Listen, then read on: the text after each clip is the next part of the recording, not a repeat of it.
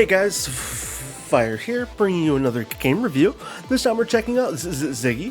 Ziggy's developed by Antonio Felipe, published by Phil Games, and is currently available in the Xbox Store. At the time of recording, I don't quite yet know what the price is for the game, but I'll kind of talk about it, share my thoughts, and yeah, let's just dive on in. This game features the 30 levels that honestly makes me wish for more for the game. The gameplay is actually quite short for this little platformer, and I really wish there was beyond 30 levels. So going with that in mind, as I talk more and more about the game, we'll kind of dive into things. You have basically two abilities. You can double jump and you can dash, and then you can get to these saved checkpoints all along the way while you're playing this game to try to get to the end goal.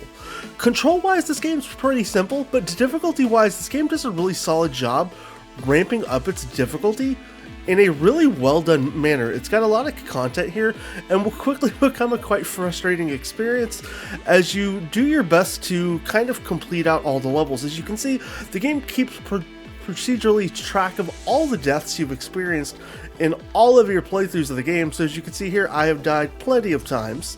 That the game wants to remind you every time of all your failures, which is honestly, ironically, comically funny, but also at the same time just reminds you how infuriating this game can be, as just dying is all you should know.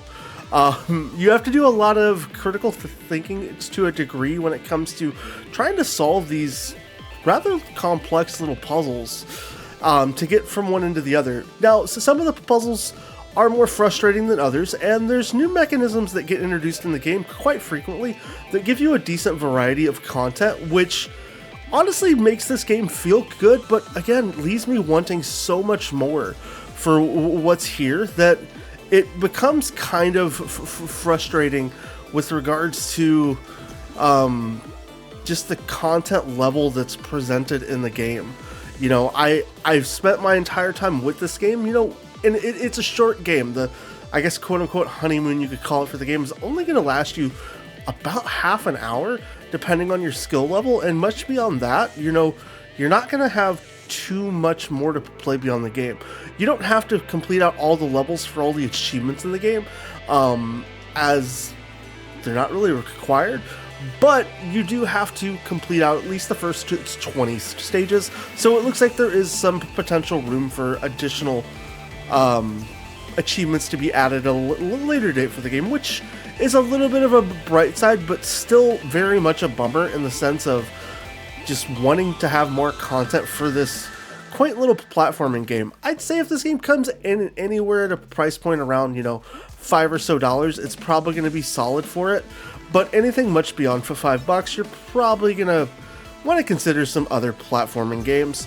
It's still pretty fun, but it's just the content here, I just want more, and there's no real lack of there being more, or not lack of, but visible level of there being much more content.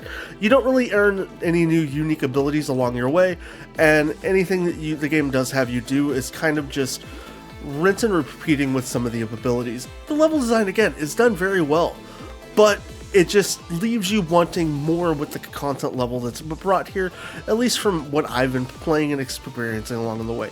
The 20 levels are nice, the levels beyond that get a little more challenging, but the game doesn't encourage you to actually have to play any of those. So right off the bat, it's kind of one of those experiences where it feels like the game's trying to cater more toward achievement enthusiasts than, you know, just the quality of game going there. I wish the game would have started out encouraging you to try to complete all 30 levels.